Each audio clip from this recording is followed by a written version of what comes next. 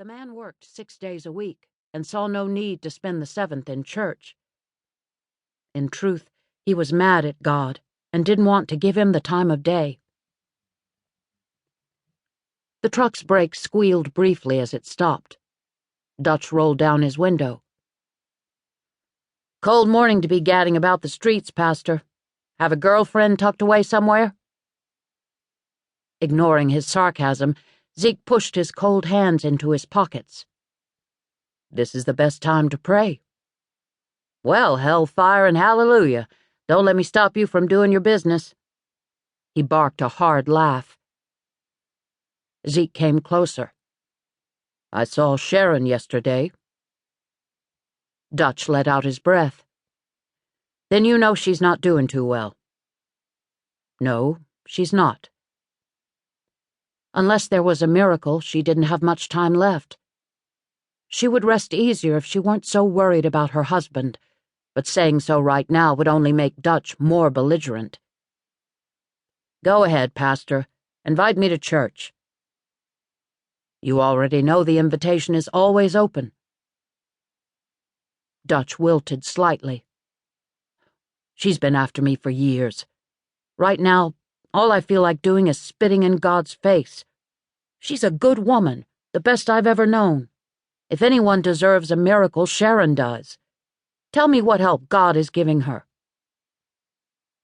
"Her body will die, Dutch, but Sharon won't." He saw the flicker of pain and knew the man wasn't ready to listen to more. "Want help unloading the truck?" "Thanks, but I think I can manage on my own." Dutch ground the gears, uttered a vile word, and drove down the alley. The child came in a rush of slick warmth, spilling from her body, and the young woman gasped in relief.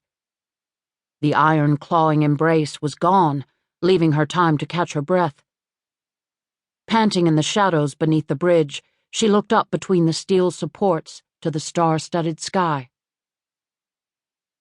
The baby lay pale and perfect in the moonlight, on a dark blanket of earth. It was too dark to see whether it was a boy or girl, but then, what did that matter? Body feverish, the young woman struggled out of her thin sweater and laid it over the infant. A cold breeze was blowing in. Zeke pulled up the collar of his jacket. He walked along Mason, across First and down McMurray, back up Second, toward Good Samaritan Hospital. The bridge came to mind, but it was in the other direction. During summer months, he often crossed over to Riverfront Park, especially when the camp was full of visitors living in pitched tents at the small adjacent campground. No one would be in the campground this time of year, with temperatures dropping and leaves falling. The darkness was loosening, though it would still be a while before the sun rose. He should be turning for home, but the bridge loomed in his mind. Zeke changed direction and headed for the bridge and Riverfront Park. He blew into his hands. He should have worn gloves this morning. He stopped at the corner, debating whether to go to the bridge or make his way home. He always showered and shaved before sitting down to breakfast with Mary Ann and Joshua. Going to the bridge now would mean he'd get home late.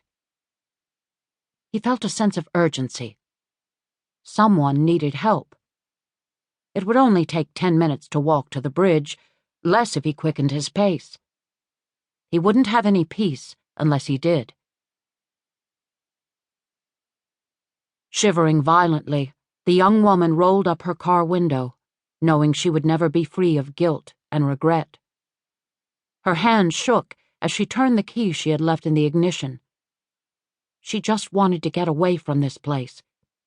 She wanted to cover her head and forget everything that had happened, everything she had done wrong. Turning the steering wheel, she pressed down too hard on the gas. The car skidded to one side, sending a rush of adrenaline through her. She corrected quickly as the wheels shot pebbles like bullets into the park. Slowing, she turned right.